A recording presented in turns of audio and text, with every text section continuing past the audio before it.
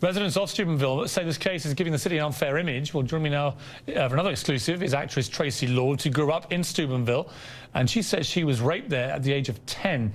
Traci, thank you for joining me. Clearly, you do not, I would imagine, feel this is the wrong image for Steubenville. You went through an appalling experience yourself there. Tell me about that.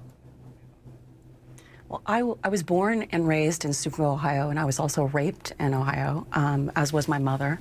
I think that there is a thickness in that city, and when this all started to appear on social media, I had a lot of my fans tweet me and ask me what I thought. What do you think? What do you think?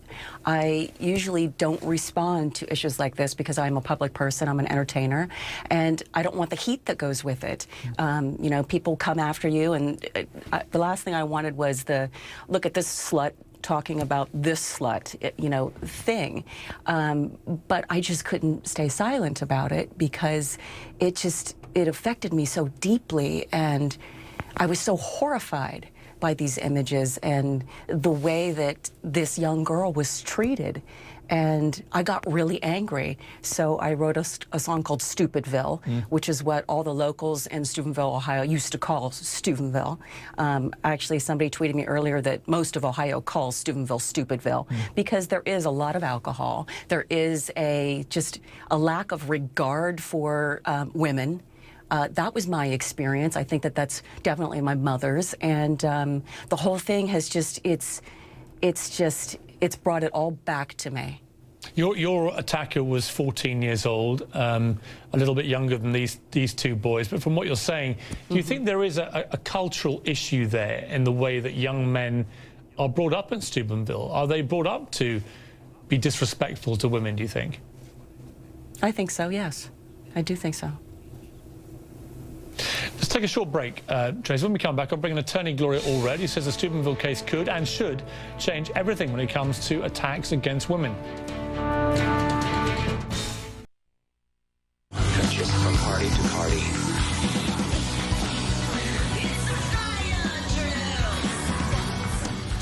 The debut of a graphic new music video, Stupidville, by Traci Lords, about being raped as a child in Steubenville, Ohio. The trial now underway isn't just about the assault of a 16-year-old girl.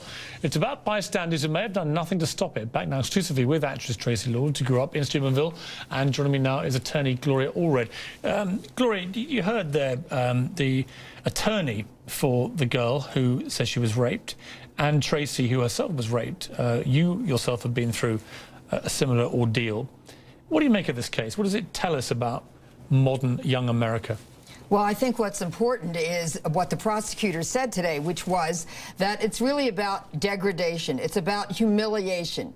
And it is about a vulnerable 16-year-old child. That's what it's all about. The defendants, she alleges, that is the prosecutor alleges, knew that she was substantially impaired. She was substantially impaired. And they exploited that. They took advantage of it.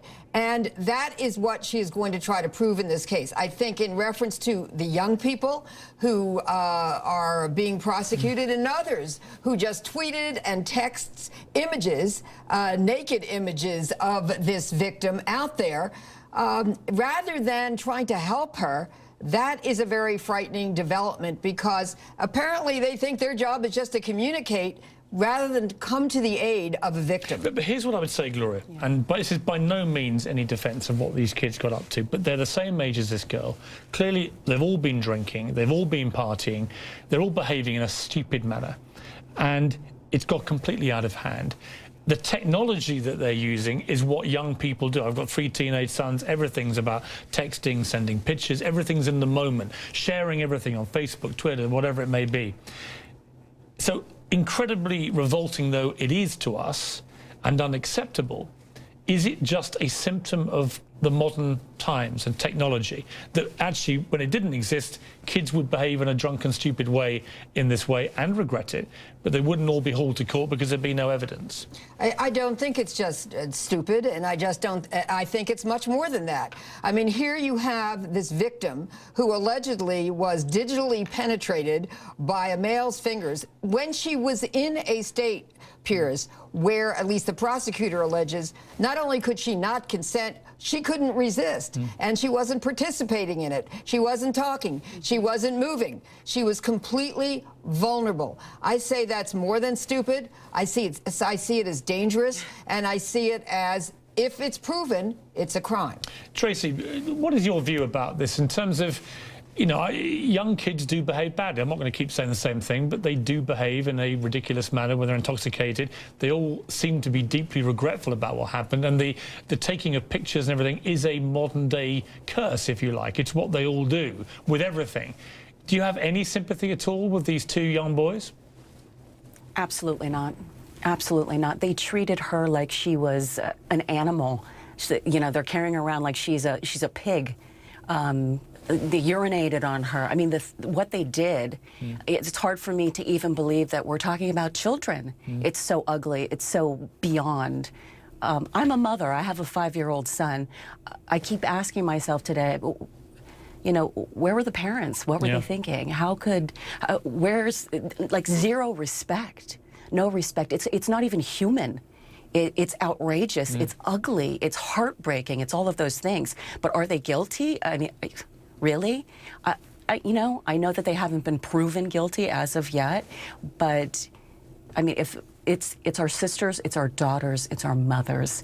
This conversation needs to become much louder. I'm so happy that people like Anonymous are saying, talking about this. I want to be part of this conversation, not only because it's happened to me, but because it needs to be screamed from the tallest buildings. This needs to stop. And I think, Piers, that she, you know, the prosecutor pointed out that they treated her, in her words, like a toy.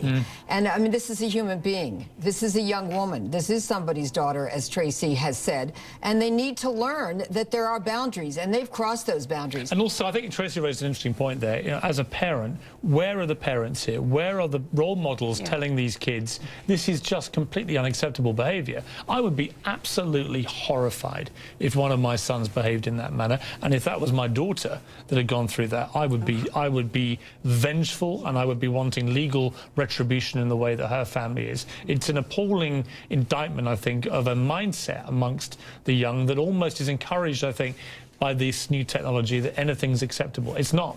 Well, I agree, and I think there's also the pornification of our culture, where a lot of young men think that if a woman or a young woman says no or doesn't say anything, that equals yes, that they can do it. And they don't have to ask consent. A woman doesn't have to be in a position where she can give consent, and they think it's a joke. Well, young women and their bodies are not a joke, and they need to learn that they can't cross that boundary. Traci, I mean, interesting point there. Do you think, Traci, that the amount of pornography that these kids can get access to on the internet and so on these days is having a bad effect on them? Is it desensitizing them to proper behavior with women? Absolutely. Absolutely. And also, what about the kind of sense of entitlement that some football players have, young football players who are admired in a town, who are often glorified in some towns? Then, not to say that all football players would do this, they wouldn't, but I think we have to let them know that male privilege does not include violence against women. Traci, you have a new book out. Just tell me the title quickly, please. Actually, I wrote my autobiography, 2005, Traci Lords, Underneath It All, and I do talk about this in there. And my new song, Stupidville, is up on my website, tracilords.com. Great. Traci, Gloria, thank you both very much. This trial will be a fascinating trial to follow, and it will be over the next few days.